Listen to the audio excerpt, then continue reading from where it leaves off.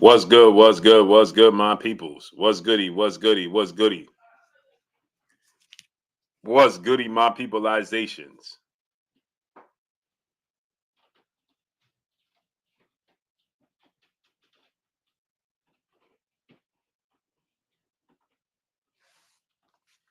What's goody? What's goody? What's goody? Let's cook. Let's cook. Let's cook.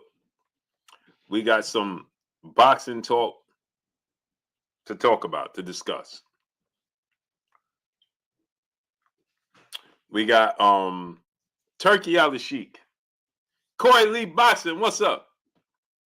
Kendra, what's up, family? Let me give a roll call, my people. Southwest Dice, King Alley, Keith Tucker, Via Ferreira, Punch Talk, James Bradley, Rich Porter, King Caesar 8-4, Via Ferreira,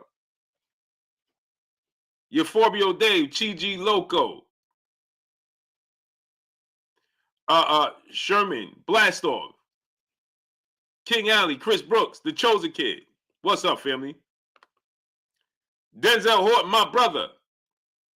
He said, salute, Blue in chat. Salute. Harleen McLean, Via Ferreira. Y'all must have forgot. What's up, family?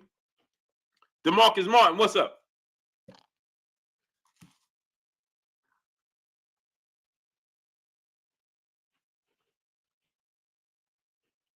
I was trying to...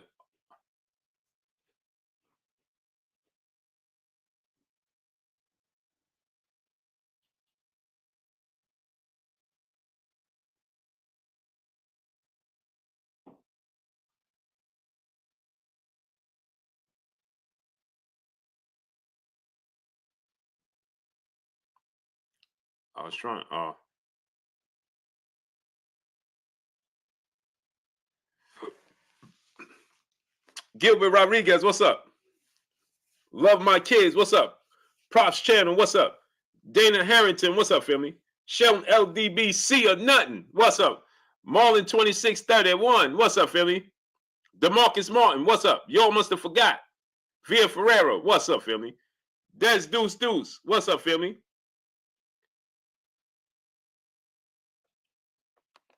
Chris Brook, what's up, family?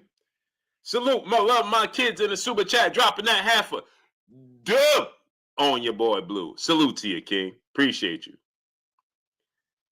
Chris Brooks, Spam 619, The Goat 95, John B 78, John Cervantes, what's up? I hope Canelo gets credit if he wins. 1,000%. Listen, if Canelo, Emmett Smith, what's up, family? If Canelo beats Terrence Crawford, at least for me,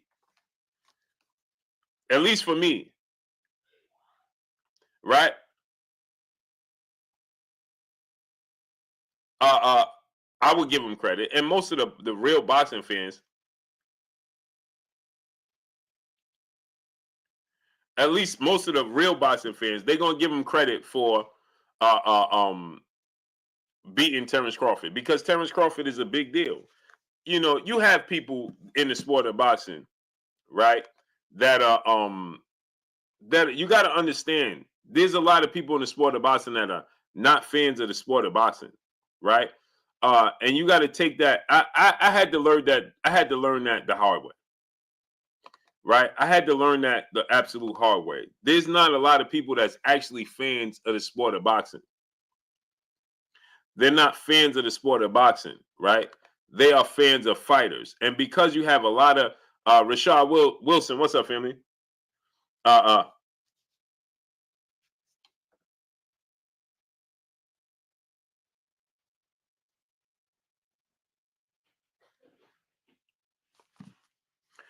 Turn Music Entertainment, what's up, family? Travion 2 Trail, Torian Kirk, Eastside Easy, what's up, family? Trevor Gibbs, what's up, family? Crawler Lope, Oi Jamaica. Can't hear me? Rashad Wilson, what's good? Y'all can hear me, right? GG Champ 15, Euphorbia Dead, Music Shown by Music TV, what's up? Y'all can't hear me? Big 5-4, brother in the super chat, dropping that Cinco on your boy Blue. He said, just so you know, I ain't in the basement. Keep doing your thing, Blue. Salute to you, King. Salute to you. Salute. RC, what's up? Happy holidays, family. Jesse R, what's up, family?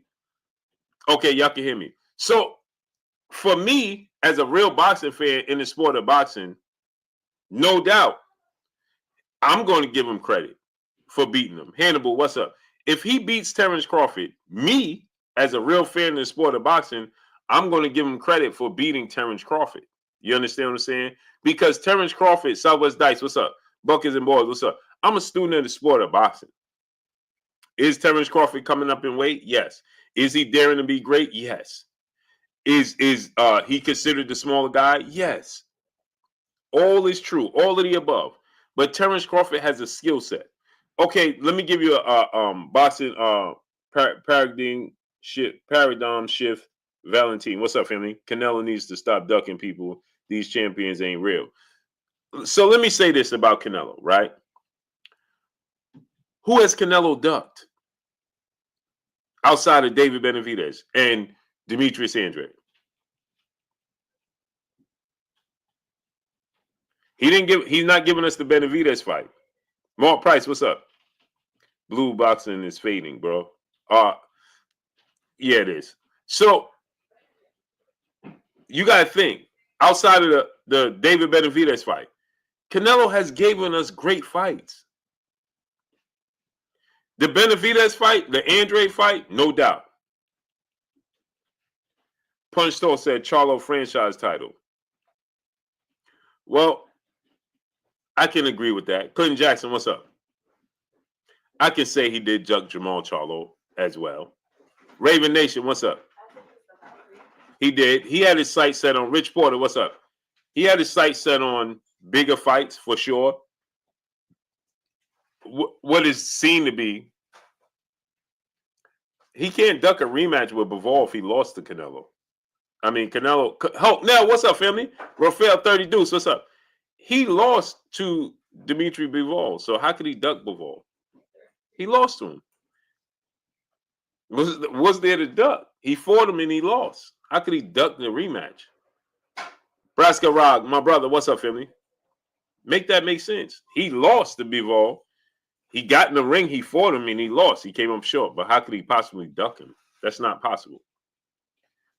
If it was a robbery or a close fight or a draw and he didn't fight Bivol, then you could say he ducked Bivol. But he fought Bivol, so how could he duck him? You got to take into consideration Canelo Alvarez's resume. I don't think people appreciate. We are in the sport of boxing. In this, Rich Porter, what's up, family? In the sport of boxing, right? We got to take this tax tag. What's up? L. McMill, what's up? You got to take this into consideration. In the sport of boxing, we have this notion that it's always about what have you done for me lately. And we completely dismiss what happened in the past. Right? That's why boxing is in the state that it's in. This is why, K. Causey, what's up? This is why boxing fans, this is why boxers and managers, they don't pay the fans any attention. They don't respect the fans. Because I could give you 5 straight great fights, and then the next fight is like, man, you ducking this fighter. Like they did with Floyd. Floyd gave you all these great fights. And turn around, people say he ducked Keith Thurman. How? And why? He fought Canelo. He fought Diego Corrales. He fought Manny Pacquiao. He fought all these great fighters. How could he possibly duck Keith Thurman? Make it make sense. He fought Juan Manuel Marquez. He fought Zab Judah. He fought all these great fighters, and immediately fans talk about he ain't fight Keith Thurman. He ain't fight Margarito. This is why they don't respect the fans. That's why they don't. Braska Rob, my brother in the super chat, dropping that Cinco on your boy Blue. He said, peace and blessings, Blue, and the family. Salute to you and the family.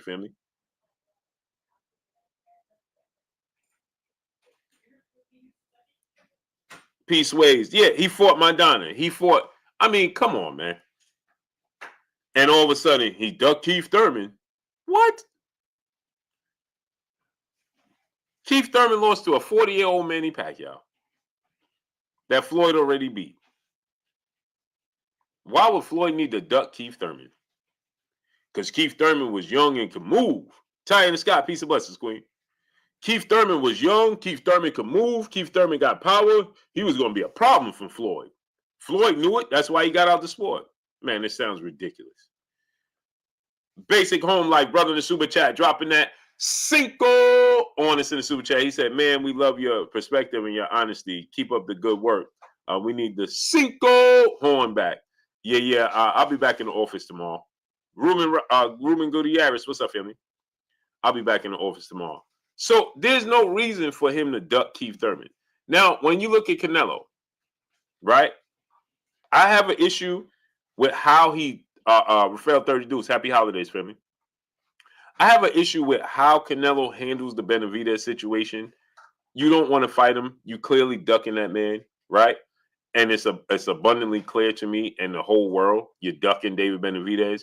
You don't want that smoke with David Benavidez because he could possibly end your career.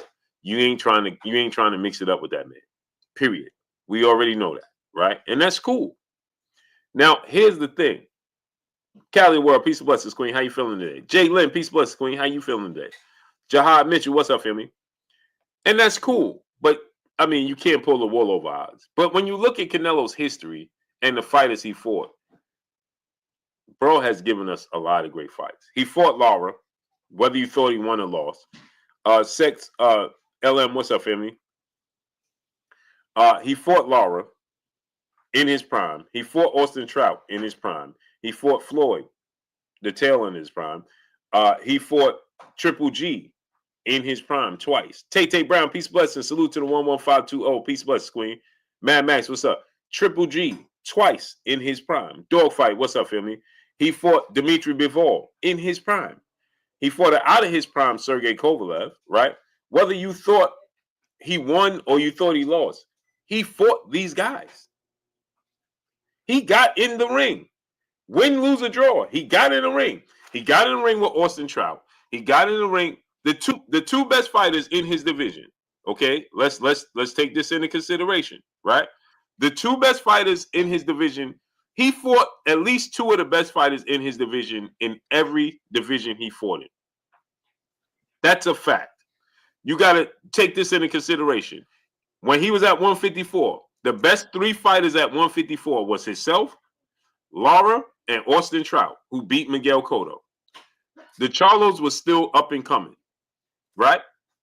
They were still up and coming. He fought Austin Trout. He fought Erislandy Lara. Whether you thought he won the fight against Lara or not, he fought Erislandy Lara at 154. And then he fought Floyd there, right? Okay, then, and my brother, Claymore Rain, is in the building. Hit the horns for yourself, Clay. Hit the horns. Am I tapped in? All right. Yes, sir. Right. Yes, sir. Yes, sir. Yeah, man. I was out the loop today. I don't know, man. Yeah, I was calling you. I was at the gym. I'm like, man, I hope the bro's good. Cause you know the holidays yesterday. I say he might have been throwing them back. It's a T-Mobile, bro. It's a T-Mobile. That great service, bro. I don't know why I couldn't put my finger on it. Yeah, I'm like, and that's why I started late. I'm like, I'm gonna wait for him to hit me back. Oh man. Yeah, I'm like, dang, he ain't hit me back. So that's why I started 7. Cause I'm like, I was just waiting. I'm like, and the bro ain't hit me back and nothing. I'm like, man, I hope he good. In my head, I was like, he probably called out of a number again, sending messages somewhere else. Yeah, to clearance, right? I'm like, who you sending it to, man? Who you talking? No, this time I had it right. I was making sure. So Canelo, I was saying, so Canelo fought the best fighters. Is there fights that he ducked? 1000%. The David Benavidez fight, the Andre fight, and some would say the Charlo fight, right? Right. No, most definitely the Andre and Benavidez fight. There's no ifs, ands, or buts about that, right? 100%.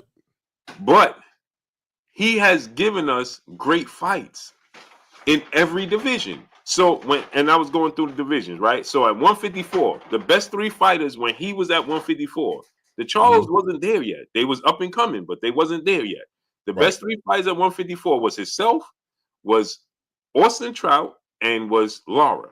He fought Trout, Lara, and Floyd at 154. When he went to 160, he didn't give us the Andre fight at 154. He didn't give us the Andre fight at 160. But he gave us Triple G twice, and Danny Jacobs. Those are two of the best 3 fighters not named himself outside of who? Demetrius Andrade Right. and Jamal Charlo, right? Right. He gave us 2 Triple G fights, and he gave us the Danny Jacob fight, right? 100%. At 68, he didn't give us Benavidez, but he fought all of the other best fighters at 168 outside of Benavidez. Right. So are we comparing? It sounds like, I mean, are we comparing this to like, are people trying to hold him accountable, like saying he ducked to like what are we doing here? Like, because Canelo's definitely had a great career, right? Like, he's not doing what he's supposed to do, as far as I'm concerned, right now, being that he's holding the belts, right? Not defending him against the David Benavidez. I'll be right back. Take off for 1 second. Okay. And not holding on. I came in late, guys, so you guys get me up to speed. You know what I'm saying? Because I'm trying to figure out what's the celebration about, right, with Canelo Alvarez, and why is this being brought up right now, right? Like, are we comparing this to? I mean, is this a Gervonta Tank Davis conversation, or I'm late? I'm really trying to get in. If you guys want to catch me, get me up to speed. Get me up to speed. You know what I mean? By the way, I hope everybody enjoyed their holidays, man. For sure. I hope everybody enjoyed their holidays. If you celebrate it, Merry Christmas. If you don't, I hope you enjoy the time off with your family. Late as per usual. Yeah, Denzel, you know how it is, bro. We on that time, right?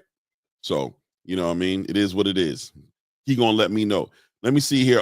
That's another reason if Bud beats Canelo, he's more dangerous than Floyd ever was. Yeah, for sure. The question was, will Canelo get credit for beating Crawford? Oh, okay. Definitely. In my opinion, most definitely he gets credit for beating Crawford.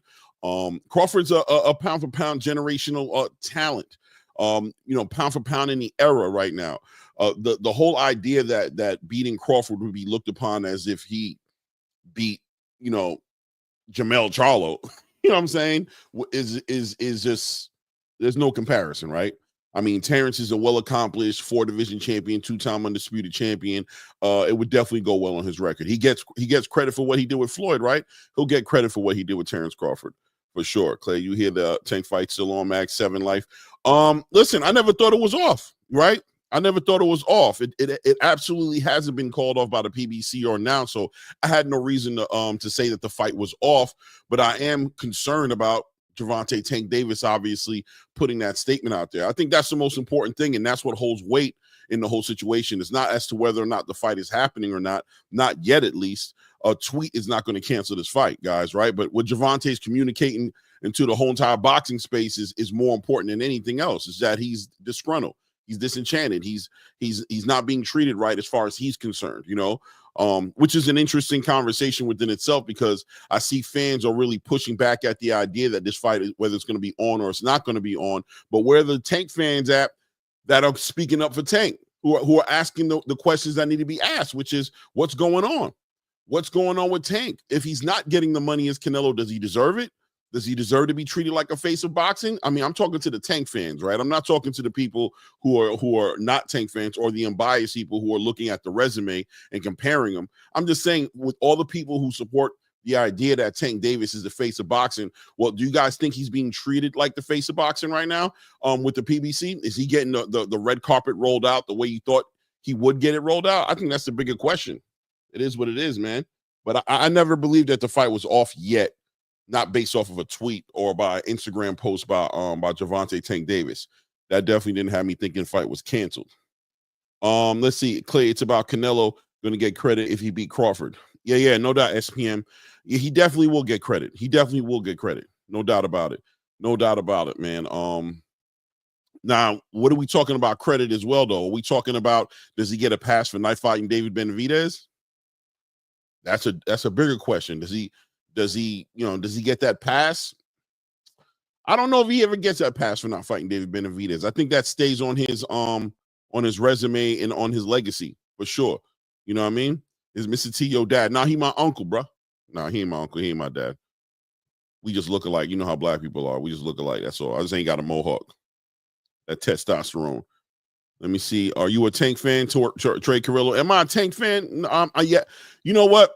In this boxing space, Trey, I'm be honest with you, for me to sit here and say I'm a Tank fan, it might be a little toxic, because I think fans in this boxing space today are kind of weird, and I definitely do not resonate with none of that energy. But yeah, I love to watch Tank fight. I think Tank is a generational talent. I want to see him fight the best. I think he's a great fighter, man. You know, I mean, I'm a fan of Tank, yes, but am I a Tank fan? Normally, I'd have no problem saying that, but you know, when I look at other people and the way they're fanatics and the way they're going about handling things, I don't really want to be affiliated with that nonsense. Because once you say it, then now anything you say has to be in accordance with this or in accordance with that. Blah blah blah blah, man. Jasper says Crawford will outpoint Canelo. Yes, that's probably how he wins. If he wins this fight, more likely he's going to be in an outpointing situation, and without a doubt, he's very capable of doing that. The question is going to be, can Terrence Crawford deal with the power coming back from Canelo? Is he going to be able to weather that storm? Not to say that Terrence Crawford would just stand there and be a punching bag for Canelo Alvarez, but I mean, you know, that's going to be the question, right? Can he deal with the power and the pressure? And also, is he going to be able to give Canelo anything that's going to be able to dissuade him from just walking him down and just trying to run him over? Is he going to be able to do that? You guys know I'm a Crawford fan, so I definitely believe if he thinks he can do it, if he's thought about it, I believe he's putting together a strategy that's going to make more sense when we watch the fight.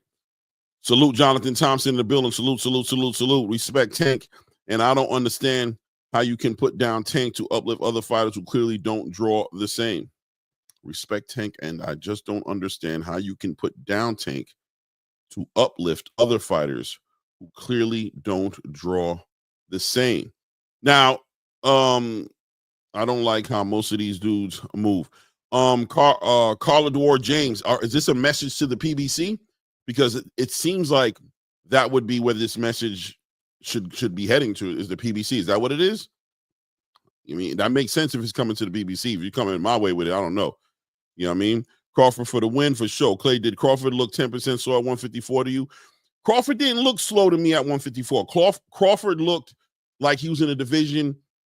You know, he put on some weight, but he didn't look slow to me. He looked a little bit reserved and a little bit more cerebral in that fight because he was respecting the fighter that he was in the ring with. The fighter in Ismail Madrimov, who was bringing a pedigree above other fighters. I think he was taking his time and also, you know, adjusting. Don't forget, he was expecting a different Madrimov to be in that ring with him. He thought Madrimov would be a little bit more aggressive, would try to like enforce his will on Crawford a little bit more, and he didn't. So that jumping around, fading, moving around all crazy, threw him off probably for the first 3 to 4 rounds of him just trying to catch up with what Madrimov was doing and adjust his whole entire strategy differently. I don't think he's slower. And it was his first fight at 154. I think activity is something I'd like to see Crawford do more of, though, before he did get in the ring with Canelo. I would like to see a tune-up fight or something, but it doesn't look like that's what we're going to be getting anyway. So, you know, it takes time, just like taking away the jab, in my opinion, no doubt. Dwayne T. Charlo is not Bud and the sneaker establishment at the sneaker. Oh, he's talking to somebody else. Okay, I got you. Bud solid, the type of solid Bud is you can't make. You have to be born with it. Speed nullifies power, and speed will be with Bud, and Bud has the power that has moved up with him each time he's gone up. I agree with you, DFW Motivation. I think there's enough power there. I think, will he be able to stop Canelo? Look, man, I'm not going to push it that far.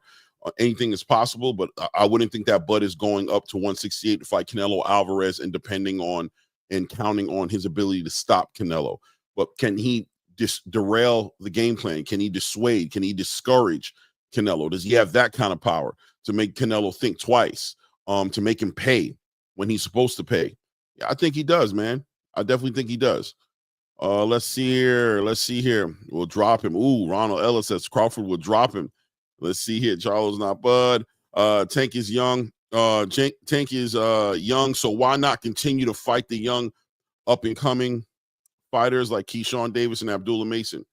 I mean, I'm definitely here for that, but I mean, I don't fault him for not fighting into Abdullah Mason, but I do think him and Keyshawn Davis is on a collision course. You guys already know how I feel about that. I think that he is on a collision course with Keyshawn Davis. I think eventually that fight is going to come up as long as he's active. If he's an active fighter, Keyshawn Davis is always going to be in the conversation for the biggest fights that could be made at 135, right? Especially, you know, pending obviously what happens between him and Dennis Berinchenko. That's his next fight for a title. So pending that going the way it's supposed to go, Keyshawn Davis is going to be in all the conversations when it comes to the most exciting fights that could be made at 135. Tank Davis will be there as well. It is what it is, right? There's no more lists, right, guys? I think at this point we understand there's no more lists. It's not about a list of fighters. It's about availability. It's about sellability, right? It's about exciting fights. It's about the best fights that can be made versus the fights that you want to be made. And out of the fights that can be made, Keyshawn Davis does seem like one of the most exciting fights, competitive fights that Tank Davis can get involved in as far as on the PBC's dime is concerned, right? Seems like Shakur Stevenson, Lomachenko, Teofimo Lopez may be a little bit out of the budget right now, at least, until they're able to figure it out. It does seem like Keyshawn is a prime opponent for him. What we got here? I'm starting to believe Tank is going to walk away and probably faster than he said. I'm gonna be honest with you to go 95. I don't think Tank walks away from boxing. I know it's easy to just kind of take it on face value that way, but I do believe I think there's a higher chance of Tank Davis walking away from the PBC than retiring from boxing altogether. I just think there's too much money on the table for him. There's too many opportunities out there for him to make a lot of money. I don't see him walking away. Maybe, but I'd feel like that'd be like cutting his nose off to spite his own face. There's so much money to be made. I'm more so in the direction of, does he walk away from his relationship with the PBC as is? Is he trying to get out of that relationship? Those are the kind of questions I'm more so rolling around in my head to see how he's dealing with it, because I think at this point he's expressed so much indifference with the promotional structure right now. Whether it's, I don't think it's Al Heyman, but being that Al Heyman's been kind of out of the loop, even you don't even hear about him that much anymore. I'm trying to figure out where Al Heyman fits and lines up inside of the business model of the PBC right now. It would almost seem like Al Heyman's taking some sort of extra long hiatus from the sport, and because of his hiatus, I think that has a lot to do with the status of the PBC right now. I think his hiatus from boxing right now is manifesting in what we're seeing happening with the PBC. You just don't hear nothing about Al Heyman. They tried to bring some light to him a few months ago and said he's back, but I mean, what did that mean to us? Did we see him somewhere? Was he, did he appear somewhere? What happened differently after they said that Al Heyman was officially back in the sport? I know a lot of PBC fans and Tank fans got real exciting, but I didn't see Al Heyman. I didn't see nothing that showed me that Al Heyman was back. Always Al Heyman is currently, Al Heyman is currently ill. That's what I'm hearing. Al Heyman is not affiliated with boxing anymore. Yeah, Kenneth Neal, I'm wondering, I think it's reasonable that you might say that. I don't know if you have any proof or documentation to back that up, but I understand where you're coming from. It does look like there's an absence of Al Heyman in the boxing space right now, especially when it comes to the business with the PBC. It's kind of hard to believe that Al Heyman is present and you're seeing the PBC do business the way they're doing business. It's kind of hard to believe Al Heyman is present and Gervonta Tank Davis is not being taken care of the way he was being taken care of when it looks like Al was there, right? Even with Floyd Mayweather distancing himself from the PBC. It's interesting, real interesting to see this thing play out. How's Al Heyman never seen on camera? It's so weird to me. 100%, Juan. Juan, no, 100%, man. I mean, look, Kaiser Sose, he could be operating behind the scenes, but I think if you look at the results, if you look at the way business is being done, it definitely looks like it's being different. Look like it's being done differently now than it was, let's say, a year ago, last year. You know what I mean? Early last year, the whole last year, just a big difference. And I know Showtime is not involved in the conversation anymore. I do understand that this is a new business thing they got going on with Amazon Prime, but this is not the first time the PBC's gone from one network to another network, but this is the first time you've seen the PBC really just take a whole entire different move and trajectory as far as the way they're doing business. Everything seems different. It's hard to believe that Al Heyman is at the steering wheel moving this company right now. It doesn't look like it is. You know what I mean? Let's see here. What's good, Blue and Clay? How's Al Heyman never seen on camera? Actually, Bud and Fundora is a better fight. Better fight than what? Bud and Fundora is a better fight than who? With Canelo Alvarez? To each their own, Jasper. To each their own. The GOAT 95 says if he don't mess with Turki or Eddie, where does he go? Do you see him with Golden Boy or Top Rank? I'll be honest with you. I was speaking to somebody a little bit earlier today as far as that Tank Davis situation is concerned. I think he needs to walk down a path that's kind of been, opened up by, like, let's say, a Terrence Crawford being independent. You see Terrence Crawford exclusively doing business with Turki Alalshikh. He's not affiliated with Eddie Hearn. Eddie Hearn's not the one promoting Terrence Crawford. I think Gervonta Tank Davis has a big enough brand to where he could be more in a partnership. That would make more sense, maybe with the Eddie Hearn, as long as he has access to Turki, or maybe directly with Turki. I would see him doing something, and I know it sounds crazy, right? But with Eddie Hearn, it makes a little bit more sense because it doesn't look like Tank really likes to handle his own business. It looks like he likes to be in great business models where it's structured correctly, where he can be paid and the matchmaking could be made for him, and he could just be required to show up and show out. But I don't think he really wants to be sitting at the table per se, going over deals, having his lawyer. I don't know if that's what he wants. So he's going to need some kind of representation when it comes to coming to the table. Like, I'm sure Terrence Crawford has some representation, but Terrence Crawford is very motivated to be at the table. He decided to be at the table the moment he left Bob Arum. That was what he's always been campaigning for, is to be at the table. Tank, not necessarily the same thing. So if Tank is going to make a move, it's going to have to be in some sort of a partnership where he has that representation, it's transparent, and he gets easier access to where the bag is at. I can see him lining his interest up with Eddie Hearn, or maybe even like I don't know. I mean, it could be Oscar too. If Oscar plays his position, maybe. I don't know if Oscar would play his position that as well as it would need to be, because Tank's going to be a different type of person. He's not going to leave the PBC to go into another situation where promoters are telling him what to do and ordering him to fight here, and he's not going to go into that. He's not going to go into a situation like that. But it's going to be interesting, because I know for most people what I just said right now sounds crazy, because the amount of indifference that we've seen Gervonta Tank Davis share with Eddie Hearn and the way he's dealt with Turki with the 2 Ferraris and the 3 Ferraris, it's going to be crazy for anybody to see him over there. But I think he might not have a choice, or he might have to really entertain the retirement conversation, which is just would be a damn shame. It'd be a damn shame to see him do that. So much talent, man. It would be a damn shame to see him retire right now, when I believe his biggest bags of money, his biggest legacy fights, the biggest fights are ahead of him, not behind him. For him to retire right now, it would be like a blow to his legacy. I know he doesn't care, but it doesn't change the fact that that's what it would be. That's what it would be. Let's see. DV J600 says Al Heyman still has many fighters signed. That's an interesting statement within itself, because from what I understand, Al Heyman doesn't have a lot of fighters signed per se. He has a couple, but it seems like Tom Brown would be like that cushioning between Al Heyman and these fighters, right? So are they signed directly to the PBC? We all know about that relationship between Tom Brown and Al Heyman as well. So Al Heyman fighters are pretty much PBC fighters, but are they signed directly with the PBC? I don't know. Crawford got Warren Buffett in his backyard, probably, for sure. He'll never deal with Hearn. Yeah, Carl Ward, I hear you. He's gonna have to have some representation. He doesn't seem super business savvy, like he'd be sitting in front of the table with Turki's lawyers or matchmakers. And I don't know. It's possible.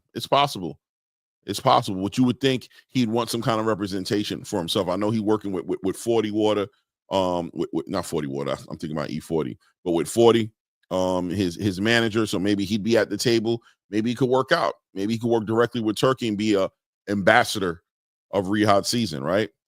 Maybe that's what he might want to do. Even if Tank signed to someone else, he's still signed to Al. I understand you, DV. PBC's broke. No fighter in their right mind would stay with them. Yeah, nobody's signing with the PBC. You guys let me know who the PBC signed this year. I don't know one fighter that signed with the PBC this year, right? And there's been fighters who've been free agents who have signed with Matchroom. You have to think most of the fighters that Eddie Hearn signed from America were signed off the strength that PBC was no longer a great company to be with. You know what I mean? You'd have to think that. That'd be the only reason why Eddie Hearn even had the opportunity to get access to a Boots Ennis or Jalil Hackett or Shakur Stevenson, right? That's the only reason he gets into those conversations, is because of where PBC's at right now presently. Go Clay 100. Thank you, brother. I appreciate you. Crawford's going to the Hall of Fame regardless of anything, 100%. And so is Canelo Alvarez. Question was, Clay, do you think Tank deal was tied to Al? Maybe that's why everything with Tank is in limbo. I think anything is possible, man. I could see it being tied to Al. I could see it being tied to Al. I can't call it, man. I can't call it, Mr. Big Play, bro. I can't call it, man. No, they're signing under advisory contracts, 100%, 100%. DV Rich Porter, Al Heyman is advisor, not a promoter. 100%. Rich Porter, Mayweather fell also. He fell, Rich Porter. What do you mean by he fell? Al is their advisor, 100%. But is Al actively advising these guys? I mean, what has Gervonta Tank Davis wired up the way he's wired up right now? How is Al Heyman advising Gervonta Tank Davis right now? Tank seems a little bit lost right now. He seems a little frustrated. He seems like he doesn't have the answers, nor is anybody communicating to him the answers. I mean, that's what I see when I see tweets like what he's been putting out, when I see him, responding to the media by saying he's going to be retiring, that boxing is full of ish. I see absence of Al Heyman. That's what I see. You know what I mean? PBC never made much of off of boxing. Okay, I'm on it. That's interesting. That's real interesting here. I hope Tank fights the best so we can witness his greatness. 100% boxing paradigm. But I can tell you right now, Tank fighting the best is going to be lined up with the ability for whoever is promoting the fights with Tank to pay him the most money he's ever been paid. He's making that clear, man. He's making that clear to me, clearer than anything else. Everything else could be, his relationship with Calvin Ford, his relationship with Leonard Ellaby, his relationship, all these things right there up for speculation, obviously. But one thing's consistent with Tank is he's about his money, man. And if the money's not moving the way he wants to move, you'll see Tank doing what he's doing right now, in my opinion. For 40, no doubt, Raphael. Tank beats Canelo. Oh, come on, Desire. Tank beats Shakur. Maybe Shakur, but not Canelo, man. I can't do that. Desire. Charlo beat Bud. Okay, we're calling out a whole lot of stuff right now. We're heading into the New Year's, guys. Obviously, you know what I mean? Next week, we'll be dealing with the fighter of the year, comeback of the year, prospect of the year, promoter of the year, trainer of the year, all these different situations. We'll be talking about that heavy. So we're going into the new year the right way and definitely talking about what we're expecting to happen in New Year. You good, Blue? You back? I don't hear you. Yeah, yes, sir. Yes, sir. We doing my son's gender reveal for his new baby. So he had to get some things straight right quick. Early. Yeah. Seth LM brother in the super chat dropping that half a dub. He said to the best out, Blue and Clay. Salute, man. 10 times over. Rashard Wilson, brother in the super chat, dropping that cinco. In the super chat, he said, Bud is a bad matchup for Canelo. If Canelo won the fight, this would be his most impressive to me, and I give him full credit. I agree with you. I agree. See, people are looking at this situation solely from a size standpoint, right? Oh, Canelo is just bigger than him. No, he's heavier than him. Is his punches heavier? Probably so. Is he just heavier? Yes, 1,000%. Box Center, Jay Smith, what's up, family? 1,000%. There's no Caesarea Cow, peace and blessings. So yeah, all of those things hold to be true. Right. But take this into consideration, right? He was also heavier than Floyd. Yeah. How'd that work out? Not too well. It didn't work out well. You know what I'm saying? He was smaller than Kovalev. It worked out in his favor, right? Kovalev is much bigger than he is at a higher weight, right? Exactly. Canelo is not much bigger than Terrence Crawford. That's where people are getting it misconstrued. He's not much bigger than Terrence Crawford. He's heavier because he's fighting at a heavier weight. But let me ask you this question, Clay. What do you think Canelo rehydrates to? Or not even rehydrates? What do you think he walks around at? Because when you see him in person, he's not that big. He's not big. No, he don't. Yeah. It's not like he's like 200 pounds. Nah, I think he's like a 170 to 180 inside there. I think he walks around pretty much at fighting weight. Like I think he stays right on there. At most, he probably is 185. Right. Right. and is as a real stretch 190. What does Bud walk around on? I bet you Bud walks About around the about a same solid thing. 175, 180. Yeah, one about the same thing. So that's what I'm saying. So if you've seen Canelo in person, Canelo, when you watch Canelo, first of all, he's a constant profession. That's number one. Right. He doesn't balloon up in weight. He's Nope. not out eating McDonald's and gaining 20 pounds of fat. He don't do that. That's not what he does. He's always working out. Casanova, what's up? Desiree, salute. He's always working out. He's always active. He's playing golf. He's doing something. He's not far from the Basketball, gym. wrestling with his kids, Right. all types of things. He's always active, right? And his mind. Let's remember, his brain is active. He's a big time chess player. This Right. dude is active on all, and that counts. That mental strength counts, man. It's part of the game. Right. So when you look at Canelo Alvarez, this dude is not. Terrence Crawford is probably taller than him. Jay Blizzy, what's up? Terrence Crawford is taller than him. Terrence Crawford has longer arms. He just fights at a heavier weight, right? Right. When you look at Terrence Crawford after the Madrimal fight or after the Spence fight, he was like 170 something then. Right. Right. So he goes up to that weight. So they walk around probably about the same thing, close to it. Right. It's just Canelo. Yes, he's a big puncher. He's not a big guy though. Even when you look at him at the weigh-ins, you look at him in the fights. He's heavy, but he's built like a bulldog. Right. He got these real broad shoulders and traps and a big thick neck like Mike Tyson. You know what I'm saying? Right. But they're not big guys though. Right. You know what I'm saying? And so people get that misconstrued with him being bigger. David Benavidez is bigger than Terrence Crawford. 100%. 100%. David Morrell is bigger than Terrence Crawford. Bro, at this point, Blue, don't you think Terrence Crawford's earned the credibility of factoring all these things? People don't remember when Terrence was first confronted with the Canelo Alvarez opportunity, he walked away from it. He said, "Nah, I believe in weight classes." He came back and said, "Nah, you know what? I could take homie." Right. We have to take that into consideration that Terrence ain't no damn crash dummy, bro. Yeah. You guys want to paint him like somebody who's about to go throw his health away for money. He's not doing it like that. He's balanced out a lot of these questions. He's talked to his team about this. They've come to an understanding of we have a strategy to deal with this. Right. We know what we're talking about. Canelo's not that much bigger than us. Right. You know what I mean? And we're not Jamel's, respectfully. You know what I'm saying? We're not Jamel. We have a whole different energy about this.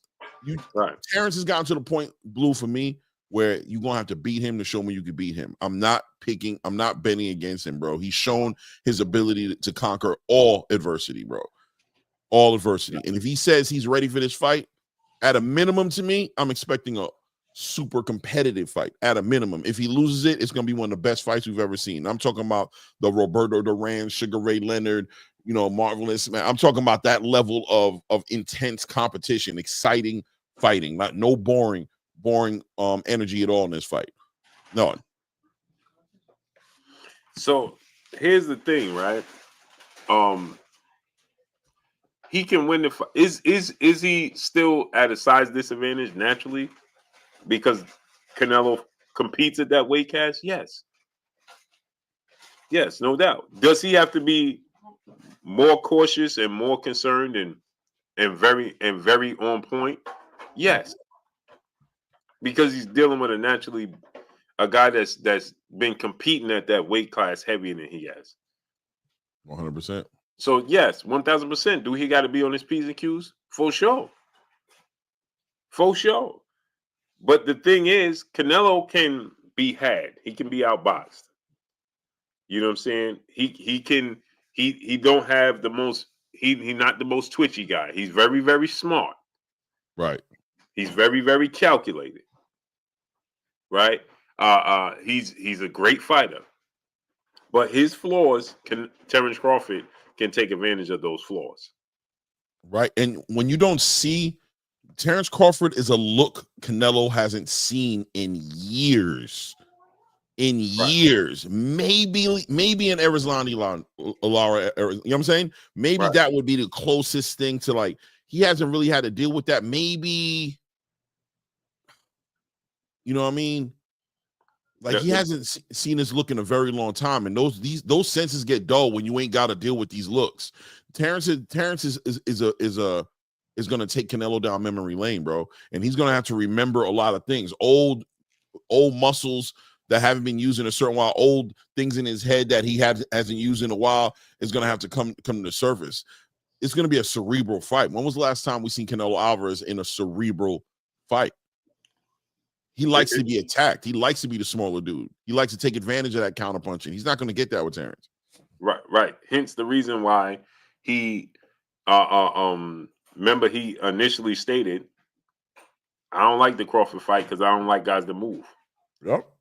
And then remember he said after the Majumar fight, right? He said, I'll fight him now because he don't move like he used to. So he feels like he has an advantage, which tells you that he thinks and looks, oh, this dude is a masterclass boxer. I'm not trying to get in there with him.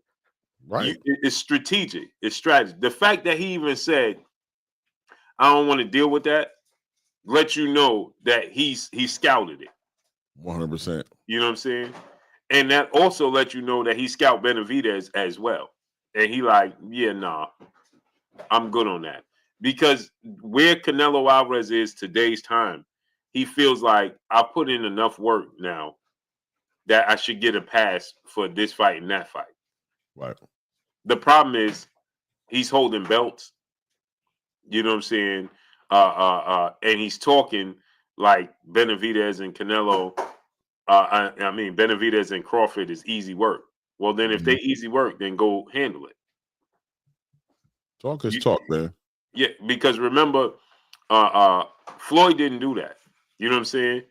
When Floyd was asked about Keith Thurman, he just was like, you know what, Keith Thurman, yeah, good fighter. You know, like he just didn't give you anything. You know what I'm saying? It just was like, yeah. You know what I'm saying? Like it wasn't a need to address it. You know what I mean? Like, yeah, bro. 100%. You know what I'm saying? And then Floyd was on the tip where, okay, if you want to fight me, you want to make it worth my while, then go ahead and fight this guy and that guy. You fight him and you beat him, it's worth me fighting you. You know what I'm saying? Not fighting you just because the people are saying I can't beat you. No, that's nasty work. We ain't doing that. And so so with that said, you know, I just think that, you know, people are overlooking the skill set of Terrence Crawford, and Canelo definitely is not. Hence the reason why he said, hey, this dude, he's watching him closely. Because if he wasn't, he wouldn't have said the things he said. Blue, you don't think that, because I find it hard to, like, when I hear people like what you just said right now, that people are sleeping on Terrence Crawford. How can you sleep on this man? It's only hatred. If you're saying you cannot sleep on this man's ability to compete at the highest level. You've seen nothing from him except for maybe you guys want to use the Madrimov fight. That's up to you guys. Me personally, the Madrimov fight fuels the Canelo fight to some degrees, right? Like, I get the whole size, his inability to just kind of like push Madrimov around the ring as he sees fit could give a little bit argument towards, I don't know about him against Canelo, but at the same time, his people not acknowledging that this man adjusted, that this was a complete different Madrimov that got in the ring with Terrence Crawford than he expected to see. He literally had to change his whole game plan that they worked on in training camp to fight this dude. This dude came a complete different way. He was expecting this dude to press him, take advantage of the size difference. He had a whole game plan, and this dude decided to become this counterpuncher. And you just saw the counterpuncher trying to out counterpunch the counterpuncher to the point where at certain points it got boring. But at the same time, you also saw how cerebral Terrence Crawford was, that he was able to adjust right there on the dime. And ultimately, by the last 5 or so rounds of that fight, it was a one-sided affair. He was taking advantage of Madrimov. He completely figured him out. So we can't be legitimately sleeping on Terrence Crawford's ability to be a cerebral fighter against Canelo Alvarez. The only question has to be, is Canelo Alvarez going to run him over? But then here's another argument. Who was the last guy you seen Canelo Alvarez just run over? We just watched Jaime Munguia get stopped the other night, right, by Bruno Sarasi, somebody who had 4 knockouts, and Canelo couldn't do that to Jaime Munguia, right? So there's questions as to whether or not Canelo's the same punching machine that he was, you know what I'm saying, back in the day. Is he as much of a threat as, like, let's say the guy who maybe, let's say Caleb Plant or a Billy Joe Saunders, like, you know, breaking people's faces. Like, this guy is not like doing anything devastating in the ring anymore. He's getting older, not younger. You've seen Tyson Fury fall to his age. Father Time is undefeated. Punching is the last thing that goes for sure. So his ability to punch is always going to be there. But I think that a strategy that makes sense can nullify all that real quickly. And I think it can become a cerebral fight. And when that happens, it becomes an even playing field. It's anybody's fight at that point. Once Terrence Crawford's able to neutralize that power and get a control of it, like, I know when it's coming, I know where it's coming, I know how to catch it, I know how to move. Once that happens, the playing field becomes very even. And some might say Terrence has the edge in that playing field when it comes to that conversation. Yeah, exactly. And the thing is, even with the Billy Joe Saunders, he leaned into that punch, right? And Caleb Plant fatigued. He got tired. Right. And then Canelo started catching up to him. He didn't hurt Bivol. Nope. He dropped John Ryder. He didn't knock him out. He dropped Munguia, but he didn't knock him out. He dropped Belinga. He didn't knock him out. And they wasn't running after he got dropped. They was there. Exactly. It wasn't like they started running and went into survival mode. Jamel Charlo went into survival mode. 100%. The rest of them did not.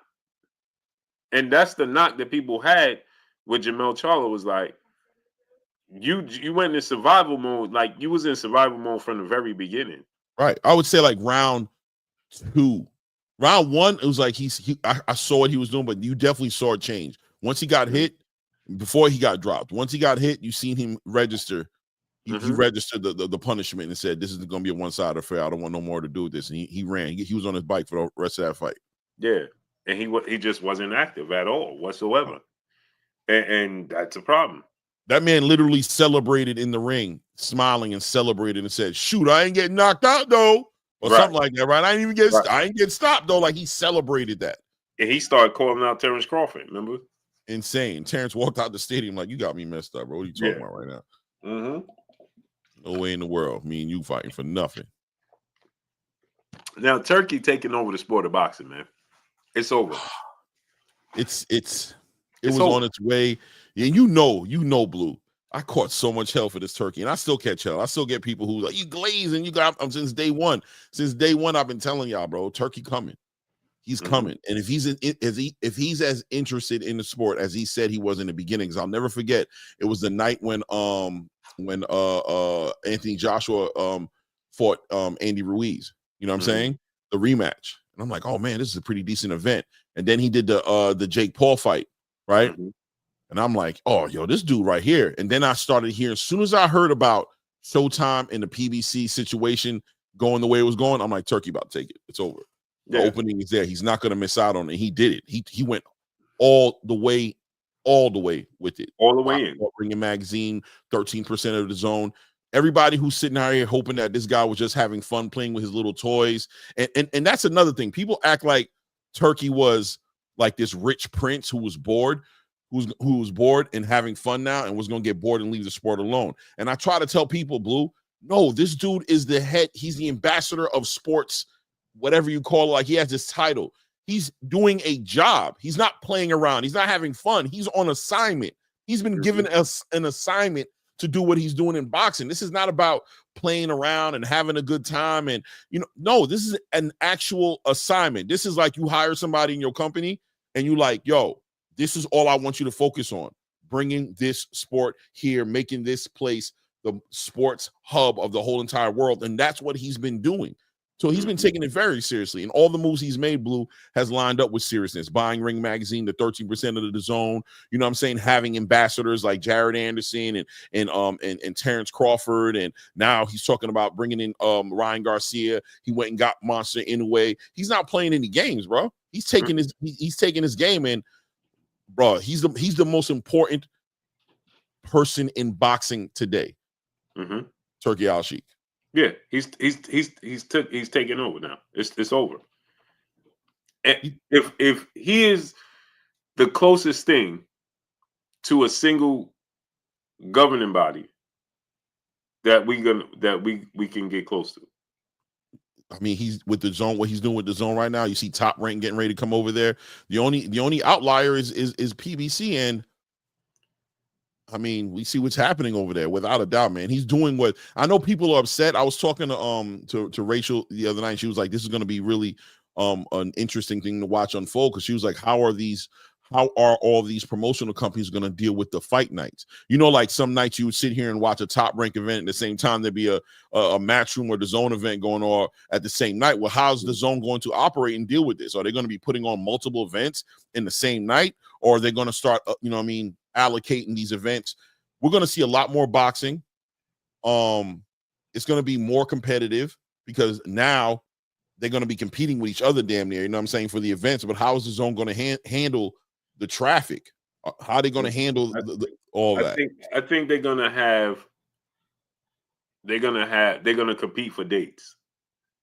You know what I'm saying? Like, hey, bro, this is the schedule coming out. Hey, like USA Boxing does. Okay. Don't know if you're familiar with that, but they have a schedule. Okay, to give you guys an example, USA Boxing has, let's say, the month of January. Right. It's open.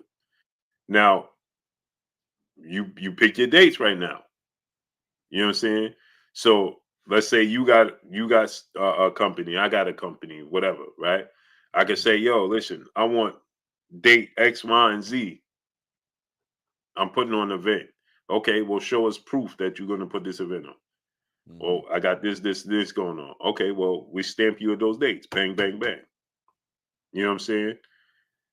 And then per month, I think Top Rank could come in or Golden Boy. Hey, man, the ones that they're not working together with. Right. You know what I'm saying? Like what you're saying, just to have a all Top Rank card. You know what I mean?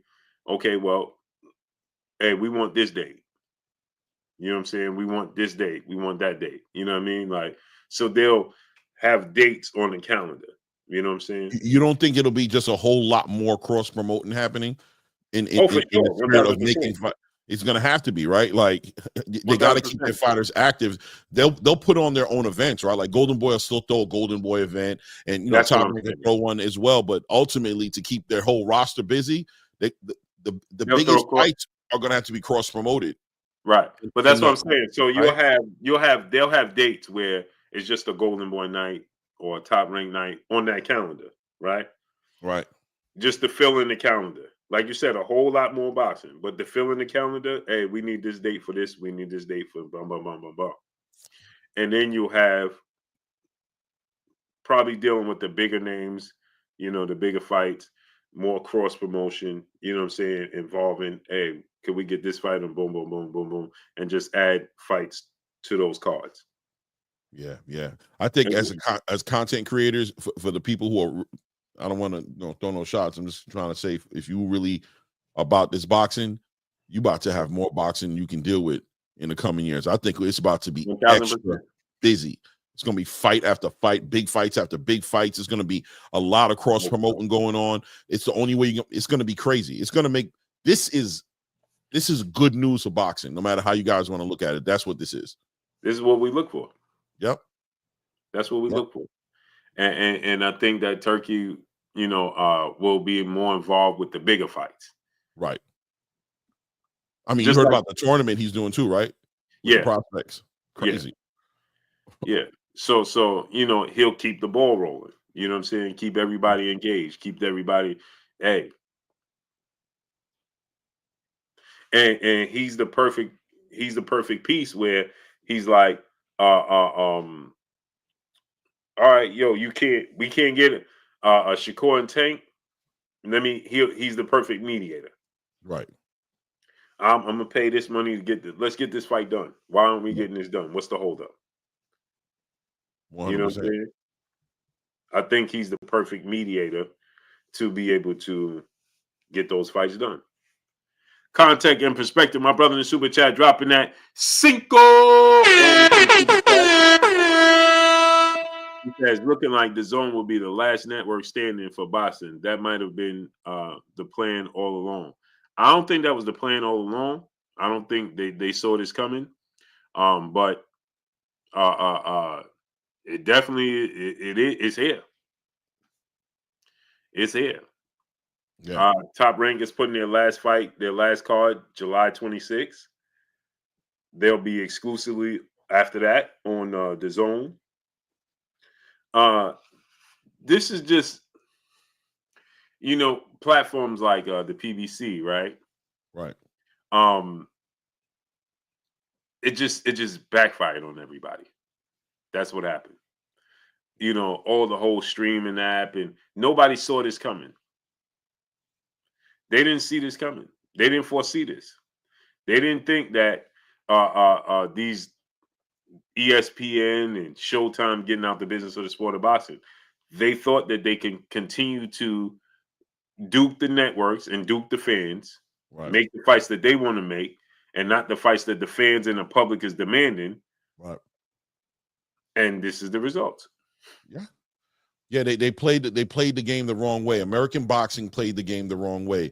They started to price gouge. You know what I mean? And what I mean by that is, how they price gouge in the stores, but in boxing, what they started to do is give away less competitive fights, but upping the price and making it more expensive for you to see the fight. So even though they were upping the price, they weren't taking into consideration the product anymore because fans were just, it was almost monopolized. The fans had no choice, but then Turki brought these options in and also started to move aggressively in the direction of making the biggest fights, and it started creating a lot of pushback for these networks. And I'm gonna tell you the probably the most important thing, Blue, in my opinion, that really threw a wrench in the whole entire game plan was illegal streaming. The way illegal streaming became like so. There's so many websites, and there are new ones coming like every other day. That completely threw a shot at the whole entire model. That hurt him horribly. 1,000%. And the thing is here's the thing, right? Is that they were so blinded with their own success, right, that they didn't pay attention when the world was saying, "What are you going to do about the piracy in the sport of boxing?" Yep. Oh, we ain't having that problem. You see the numbers that Tank did? Oh, we ain't having that problem. You see the numbers that this fight did or that fight did? Yeah. Yeah. And now the problem arose. And they were lying. Right. The moment they stopped giving those pay-per-view numbers out and we started getting all these made up numbers, like, about 350, 400,000, all these numbers, I think the reality started to kick in a little bit low key. I think the reality started to kick in with Gervonta and with like Errol, like these fighters who were used to getting paid these bags based on how popular they supposedly were, and the way they down other people. The PBC had to become a little bit more honest about the way they were paying these fighters and be like, I got to keep it 100 with you. Y'all ain't been moving in like that. We ain't been making the money like that to shoot you 20 million, 30 million, 40 million. We ain't been selling, 500,000 pay-per-views. We've been really selling average 100,000 pay-per-views, give or take. We've been in this area, 150,000 pay-per-views. You know what I'm saying? We've been in this area with you, and we're talking about your big fights. Right. You've had fights that sold under 100,000, that sold only 75,000, that sold, close to 50,000. And I think that's why they stopped communicating that to the boxing space. That's why they stopped giving those, because there used to be a point I remember when you knew what the numbers were. You knew it. Like when Floyd Mayweather fought, you knew how many pay-per-views he sold. Right. Like you knew it was a number. It was a solid number that was given. It was factual. But when was the last time we actually got a real number of what pay-per-views really did, especially with like PBC, the people who've been doing like the most pay-per-views out of everybody else? It's all speculation. Yeah. And when it comes to this new deal, it can't be speculation. It was speculation, and it was favoritism, right? Whatever you wanted to believe, whoever you wanted to side with, that's who was right. Well, for sure. Yo, you guys, man, hit the like button, man. Come on. Don't do that. Hit the like button, man. Man, I got so tired of saying that. Oh, see, my brother in the super chat dropping that half a dub on us in the super chat. He said, for the good brothers, Blue and Clay, peace, kings. Peace to you, family. We got the queen, Miss Rain. She's in the building. Drop the bombs on her, Clay.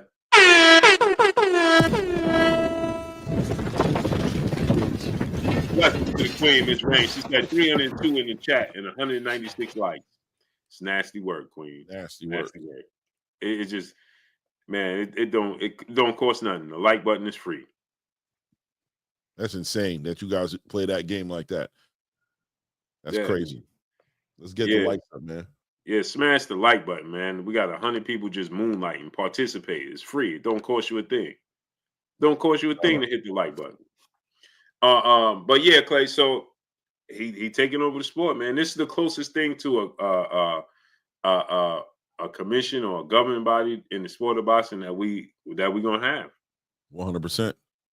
100%. Yeah. Gregory Blanchard, what's up, family? Band up. What up, nephew?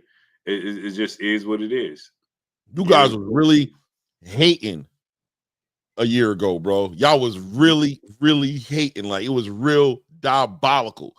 Like, it's crazy. And you know what I mean? You know, I gotta stay humble, you know what I'm saying? Because the people that were, I could call names out and just be petty about it. But at the end of the day, you know, none of that had anything to do with making boxing great again, bro. It had nothing to do with making boxing better. It was some other crazy narrative behind it, but it had nothing to do with making boxing better, bro, at all. Or just again, like I said, unnecessary. It just shows the lack of love for the sport of boxing. That's what's disappointing. Mm-hmm. That's what's disappointing, man. Love the sport. How do you not love the sport? You know what I'm saying? Like, you just here just to, man, love the sport, man. I want to see the sport in a better place, in a better position. I want to see the sport thriving. You know what I'm saying? I mean, we look at this situation right now with Devin Haney, right? People are concerned with Devin Haney, who he laying down with. Why do you care? Insane. For sure, DV. Rick Glazer did call out of him, man. They really hated on that man too, as well. They really, you know what I mean?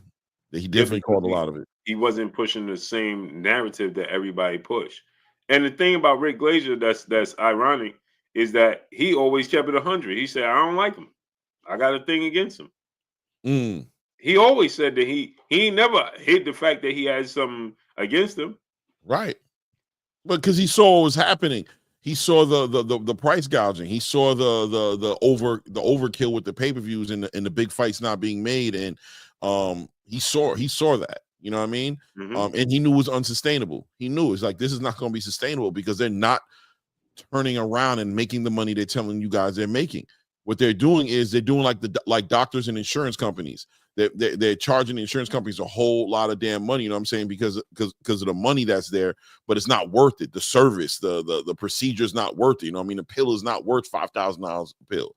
It's just because you have insurance that'll pay that, and you're artificially inflating the whole entire economy because you got people who are with their co-payments, they might be paying $10 for their prescription, whatever have you, but they're charging the insurance company crazy absorbent amount of money, you know what I'm saying, for the pills, and it's just not sustainable. The same way with this whole entire pay-per-view situation. You know what I mean? They were just taking advantage of budgets that the Showtimes and the, you know what I mean, that they were putting out there, and they were just stealing from these dudes, basically. Paying these fighters a whole lot of money, taking a lot of money for themselves, but ultimately destroying relationships with networks when it came to boxing. Right. And that's what happened. Ultimately, it just caught up. It caught up, man. Dog fight, brother, in the super chat, dropping that Cinco on us in the super chat. He said, salute, great brothers. Keep up the good work. Salute to you, family. Much love. Appreciate you supporting us, man. Supporting the channel, supporting the grind, man. Thank you. Yeah, Clay, man. It's unfortunate, but at the same time, we are fortunate, right? Because we got somebody like Turki to come in and step in. Imagine, Clay, if Turki wasn't available. Imagine if the zone wasn't available. Oh, we'd have just been sitting here getting got. We'd have been like, we'd have been, you know, my instincts is to go to politics as we just came fresh off of politics with the elections and everything. But it's just a bunch of people who supporting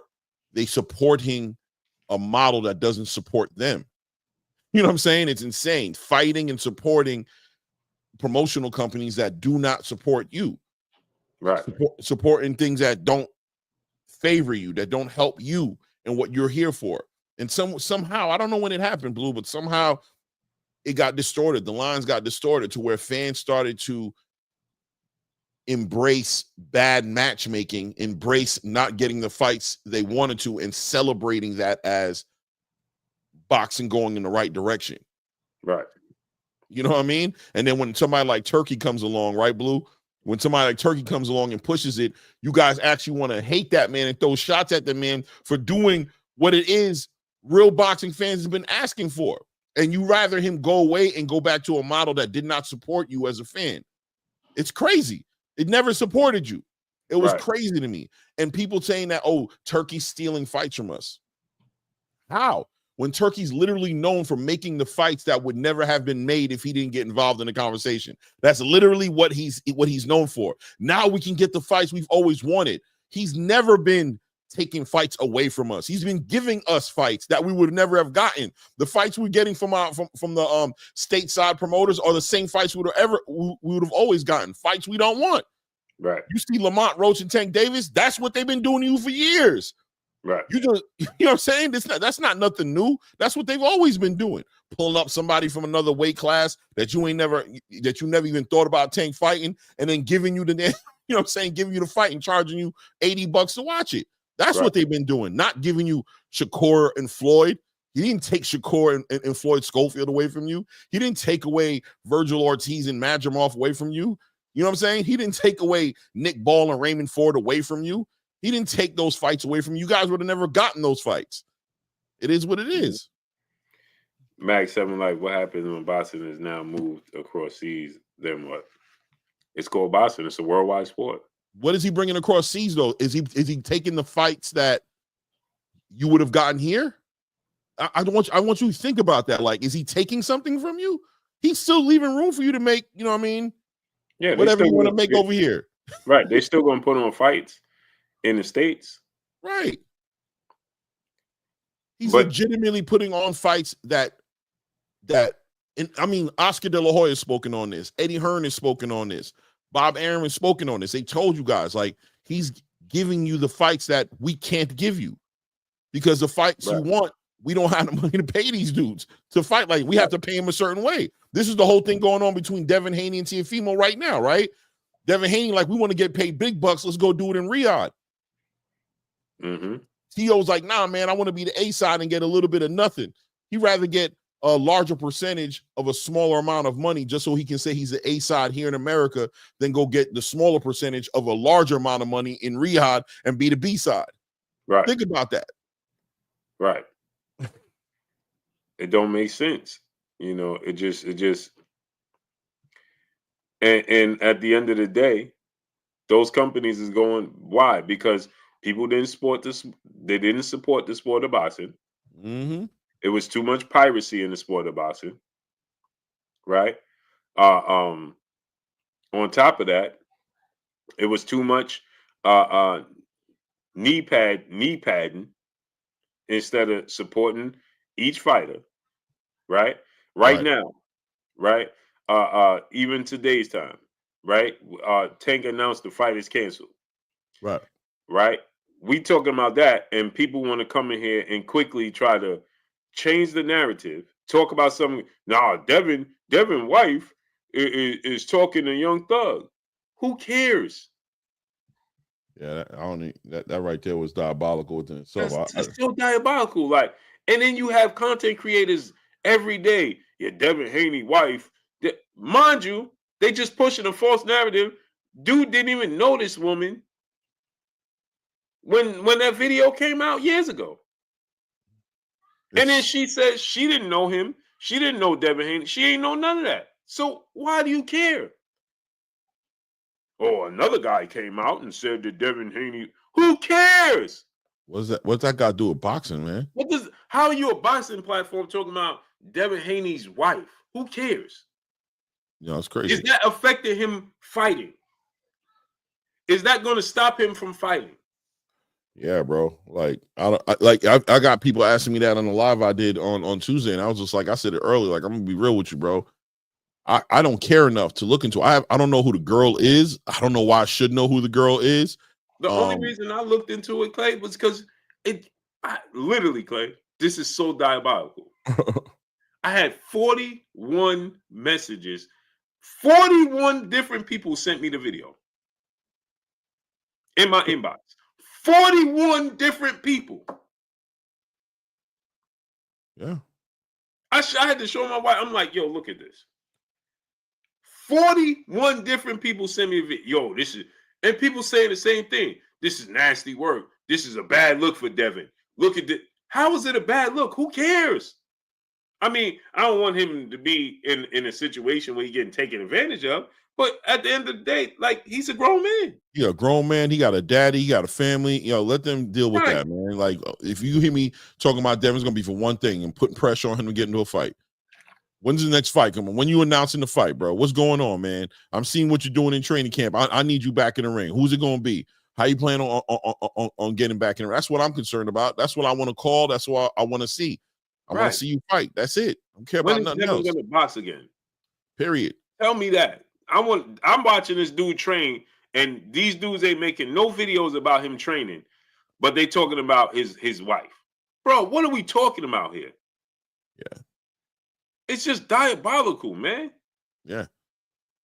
I'm sure that Tyson Fury's wife has done things, and I've heard Amir Khan's wife done things. I'm sure a lot of boxers in the UK's wives move around, in not such a respectful way, but I don't never hear nothing about it. Right. I don't know nothing about it, but over here, especially in our community, oh my God, that's the best news we could ever hear, bro.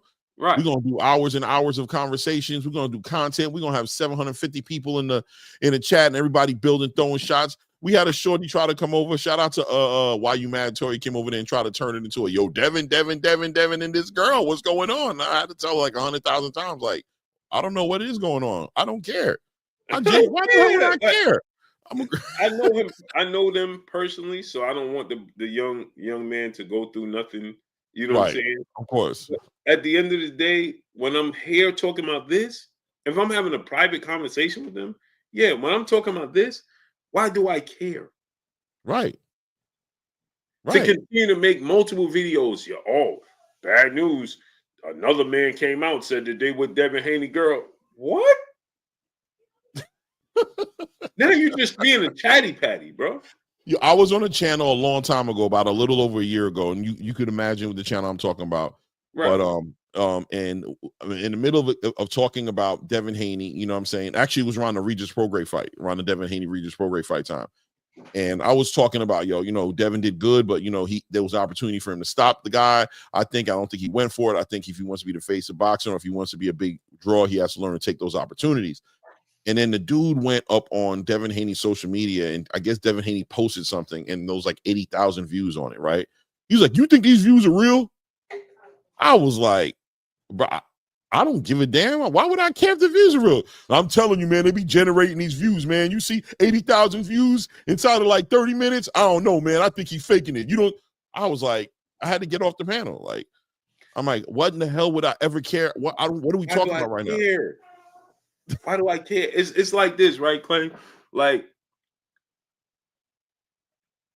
the only reason I even addressed it was because it was given overwhelming, and people like, bro, this ain't a good look. So I'm like, bro, Young Thug comes out, the young lady comes out and say she didn't even know him. He didn't, Young Thug didn't. This was years ago. So why does that matter? Yeah. So I'm pretty sure she's a grown woman. What do you think? She ain't had relations before Devin Haney? Who cares? It's just, so I said, look at the situation with Tank and Aria, or whatever that the younger lady name is, and she's now with what's his name? The rapper. She with a rapper? Yeah. They got a kid together, her and Tank. No, she ain't got a kid with Tank, but she was with Tank. Aria. Oh, I know who you're talking about. She a down south rapper. A Tennessee rapper, a Tennessee kind of rapper, one of those guys. Yeah, she's with can't remember this dude's name. I know his face. I know his face. Somebody gonna say it in the chat. I know his face. He's tall. Tall. Man, what's his name? He made the song. I just looked at my wrist. I got Moneybag Yo. Thank you. Money That, back, yo. Word, right. word. Yeah. So Sing with he her. threw shot. Remember, he in his song he threw shots at Tank. I took out the range and Lambo to life, and then he said, "I heard that's somebody else's money," meaning like I heard he flossing Floyd money, and it's not his money. I don't put Okay. nothing past him. Right? Why would I didn't do no videos about that? I don't care. But you see Tank these was with him. grays. You see these grays in my beard. At times, you know what I mean. I ain't gonna lie. Like I look at Blue. Blue got the black beard, no grays in it. I'll be low key jealous. But these grays in my beard say, Wisdom. brother, wisdom. Exactly. I just I when don't you talking care, about genuinely can't even think. Don't even. bro. I When don't that can't it, care. I don't care. and Clay, it was a big thing that Adrian Broner even talked about it, right? Because Adrian Broner was like, "Yo, I'm in the club listening to a song, and this dude throwing shots at my little brother, and this, and this." Yeah. I ain't make no videos. I don't care. Why Yeah, do I man. care? I Tank don't. moved on. And like the brother said, she's G Herbo's baby mom. So she's G Herbo's baby mom. Then she was with Tank, and now she's with Moneybag Yo. Yeah, man. That's what's up, man. So why do I care? And they're My young. time is limited, man. I got to make the Right. most out of my time. We all gotta you know, they said death, taxes, and being black guaranteed. You know what I'm saying? So Right. yeah, bro, I'm making the most But of the what I got Bivol, up the here. top breed, the difference, different breed, peace and blessings, Queen. The top breed, the difference between the Bivol situation with his wife is it directly affect the sport because she was trying to get him locked up. Right. So there's a difference. And she was also sending messages to Better Behave. Like she was like, yeah, it was like like it was working in a way again. There was a fight happening between In Bivol the and Better sport. Behave. Right, exactly. He's cheering for Better Behave. I hope Better Behave beats him. That's the difference. Right. That's what I'll it tell did. you what, if Devin Haney was fighting, let's say Devin Haney was fighting Tiafimo, and then you know, Devin Haney's girl was out here doing something crazy and speaking and cheering on Tiafimo to beat Devin, I'll probably be a little more interested in it. You know what I'm saying? Because it'd be like involved in a fight a little bit. It'd be part of a fight that was made. But it has direct a correlation with the fight. Right. This woman talking to somebody that she loved once upon a time in a jail years ago, and now with Right. Devin. Why do I care about that? I can't. Can't care. I can care less. I genuinely can't. I Right. genuinely can't. It's just nasty work. So how do you take your time as a content creator? You be like, yeah, Devin Haney's girl was with. Who cares who she was with before she was with Devin Haney, bro? Yeah, Who I was don't your know. girl with before she was with you? You know, she was a nobody. I always say my girl ain't got nobody before me. She was a damn virgin before she got me. I don't give a damn about who you was with before me. I can care less. Don't bring him up. Don't bring him up. Only thing I care about is what you do when you with me. I don't care Period. about what you did That's before it. that. That's it. That's it. Straight like that. I don't even talk about none of that nonsense back then. What that got to do with me? That Nothing. got to do with me, bro. Bro. Dudes is weird. Jetho66, brother in the super chat, dropping that Cinco on us in the super chat. He said, "Hey Blue, what do we think about Moses Atuma? He's only 19. Yeah, he ain't fighting 2 years, bro. Yeah, he ain't what? He ain't fighting 2 years. Moses? Last time he fought was 2022. Nah, bro, he just fought recently. Nah, he's active. Really? Yes, he's acting. Maybe I'm crazy because I could have sworn he was just on Alexander Zelensky was the last fight he had. That's the last time I seen him. Hold on a second. Maybe I'm bugging. Nah, he fought 4 times this year, bro. Did he? Yeah, bro. He fought Marius Watts. I'm talking about Moses Atuma. You know, I'm talking about light skin. Yeah, light skin dude with afro. Yeah, bro. He fought 4 times a year. He fought in March. He fought in May. He fought in July, and he just fought just now on December, bro. All knockouts too. He lit. Moses Atuma is up and coming. He's up and coming. Like he's part of this new era of boxing, like that. Daniel Dubois, in my opinion, is ushering into the heavyweight division. Like, you know what I'm saying? Yeah, When you but see like damn, bro, Alexander Usyk, yeah, I missed all this dude fighting. yeah, bro. And he fought on big cards too, Yo, that's bro. wow. That's wow. He fought on big cards, bro. He fought on the biggest cards. Now I gotta go back and watch his damn fights. He been super active, bro. That's nasty work. Now I gotta go back and watch his fights. I'm definitely slipping, Jethro. That's nasty work. And all like first round, second round knockouts. He doing crazy. He doing these dudes bad. He Bro, doing that's these nasty. dudes bad, bro. He's one of the prospects of the year, in my opinion. He's in that conversation, even though I'm gonna give it to Abdullah. You know what I mean? I ain't gonna lie to you. Abdullah Mason to me right now is prospect of the year. But there's some fighters definitely in that conversation, and Moses is one of them. He's one of them. Oh, that's nasty work. I ain't wow. That's terrible on my part. Sam, brother in the super chat, dropping that Cinco. Going to the super chat. Blue, Blue, and Clay. I hope y'all good. Had a good holiday. Oh, yes, sir. Hey, the Queen K. Different Breed said Clay never speak back. I'm assuming he don't see his name. LOL. Oh, salute, K. I didn't see my name, man. I don't know if you said something, but salute to you. Salute to you, Queen. My bad, man. Nothing but respect and love, man. My bad, man. I ain't see it, man. Salute to you. Salute to you. My bad. You know, a lot of times, sometimes I do see my name, last week but is crazy. But Blue will be like in the middle of talking, and I'm not just gonna in the middle of him talking, be like, "Yeah, salute to," you know what I mean? I'm not doing all that, you know what I'm saying? So sometimes it does go away, but I appreciate the love, man. I appreciate the acknowledgement. Yeah, I got to do my homework, Clay. That's nasty work. I'm 2 years behind on the bro. Yo, listen, I was like, when you said that, my mom was like, 2 years? The boy only 19 years old. I'm like, well, this kid, last time he fought, he was 17. I'm like, nah, family. Oh, you talking? I was like, you talking about light skin? You talking about that's that hair with the front. Yo, Moses been doing dudes dirty out here, bro. He been doing these dudes crazy out here, bro. Yo, now I gotta go rewatch. Now I gotta go back. He up and coming, man. I don't know how I'm missing him on the undercards. Like, you know why? Because like he co-headlined this card for all argument purposes. He co-headlined. He was a fight right before the main event, but he's been on that part of the card. Like if you don't catch it, like the early prelims, you ain't gonna catch it. Oh, remember I couldn't even watch the card. Remember? Yep. No wonder. Because I'm like, bro, he ain't fight. I couldn't see the. yo, Moses is killing these dudes, bro. Yeah. Like I got Moses beating like a lot of these dudes, bro. Like Jared Anderson, I see him putting him away. You know what I'm saying? Frank Sanchez, I see him putting him away. I think it'll be interesting to see him fight against an Ajit Kabayel.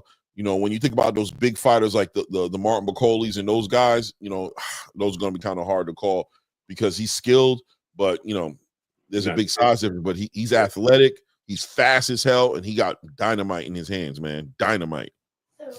Let me ask you this, right, Clay, and then we're gonna get out of here. Yep. But what you think about Bivol saying that he gonna change his style now and he gonna be super more aggressive going into this fight? I'm like, he getting knocked out. Yeah, that's exactly what I'm thinking. Unless he's talking, you know what I mean, talking ish, just trying to strategically.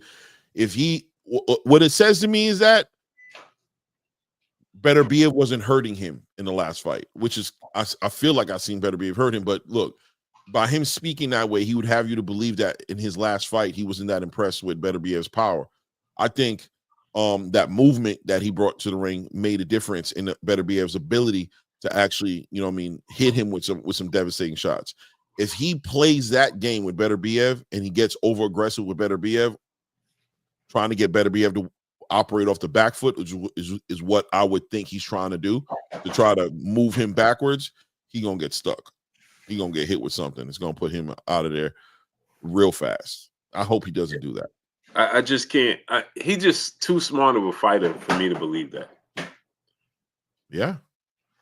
But maybe he's desperate. Listen, man, those Eastern Europeans, man, they got pride, man. They got pride and they bring that to the ring, Blue. Like, you know what I mean? Like they be ready to go out in their shield. They're not playing that game. They're not trying to protect their O's. They're not trying to protect this and that. They're trying to fight. Like you saw how Karen came back against Boots. You know what I'm saying? Who'd have ever thought Karen would have came and fought Boots that way? He had pride, bro. He was like, Right. you have to knock me out, bro. That's what it's gonna have to be, man. Right. I'm not going out like that. People saying I'm soft. My countrymen are looking at me funny. People are wondering what I was doing. I gotta show these people if it's death, then it's death. Right. If he dies, he dies. You know what I'm saying? And Bivol might feel like the only way he can win this fight is by making a huge statement. You know what I mean? And these Eastern Europeans, when we're talking about these Eastern Europeans, they prideful like that, bro. Because I'm like, man, I can't see him just coming out and just. I want to see what's his version of aggression is, to be more aggressive. You know what I'm saying? What does being more aggressive look like for him? It looks like that fight he had right before he fought hold on a second, let me pull it up Against what's his name, man? Lyndon Arthur? No, the one he fought after Lyndon Arthur. I'm gonna tell you right now. Hold on. I'm gonna tell you right now. Am I spelling his name wrong? What's his name? Zarif? No, what was his, the replacement for Better Biev, because Better Biev didn't make the first fight. Oh yeah. What's his name? Malik Zinad. Zinad. Yeah, it's gonna look like that fight. He was aggressive with Malik Zinad. He walked him down and he stopped him in like the 6th round. See, man, you know what I mean? Styles make fights, and timing is everything. Malik Zinad made me believe that he'd be way more aggressive against Better Biev, because I'm like, he made a statement that, you know, he hadn't had a knockout for like years before Malik Zinad. And he kind of made this statement to let you guys know, like, if you think I'm going to be running away from Better Biev this whole entire fight, you got life messed up. Like, I still bring that power. He delivered that message. He didn't fight Better Biev that way, though. He fought way more reserved as far as with the aggression, but he was also a lot more offensive, in my opinion, with Better Biev. He might literally be believing that the mistake he made is that he didn't come in with that plan like he wanted to do when he went up against Malik Zinad. He might be coming aggressive. These guys ain't liars like that. You know what I mean? I don't see Bivol really. I think Bivol respects Better Biev too much to like throw a smoke screen at him. He knows Better Biev is going to fight the way Better Biev is going to fight no matter what. You know what I'm saying? Like, it don't matter what you say, Bivol. You're not doing nothing to affect Better Biev's game. He's going to come in and do what he does. So if he's saying that he's going to be more aggressive, I'm likely to believe him. Right. Salutes, brother Stormy B, man. What's up, family? He said I'm gonna call y'all here and there. No doubt, Stormy. Salute, Kenneth Neal. What's up, family? But yeah, let's get on out of here, Clay. No doubt, family. Real quick, in and out, man. Appreciate you guys. Appreciate you in checking on me, man. Because when you sent me like, I hope you good, but I'm like, damn, what happened? Why he's asking if I'm good? I'm like, I'm good. Yeah, I'm like, man, I wonder if the bro's good. My wife was like, yo, you gonna do a show? I'm like, I'm trying to wait for Clay, but he ain't hit me back or nothing. I didn't get no message. I mean, I'm looking right now. None of the messages came through. I don't know if, but I'm gonna be real with you. Today, my text messages acted funny on me. Like, I couldn't open none of them, and my screen was frozen. I couldn't scroll up and down. I ultimately had to turn off my phone. I turned off my phone and turned it back on. Yeah, so maybe. And I updated mine. Mine's is all new stuff going on, so that might be it too. I don't be updating my phone easily. But yeah, man, hit the link. Subscribe to my brother Claymore Rain. The link is pinned up in the chat. So yeah, show me some love. Hit that link, man. Sure. Click that link. Subscribe to my brother Claymore Rain. The link is pinned up right there in the chat. Click the link. Subscribe to my brother Claymore Rain. And y'all already know what it is. It's your boy Blue Blood Sports TV. Hate, like, comment, and subscribe. You haven't subscribed, hit the subscribe button, hit the like button, hit the bell icon to get all the new notifications. Follow us on Instagram at Blue Blood Sports TV, all one word. So what we got for y'all. We gone. Peace.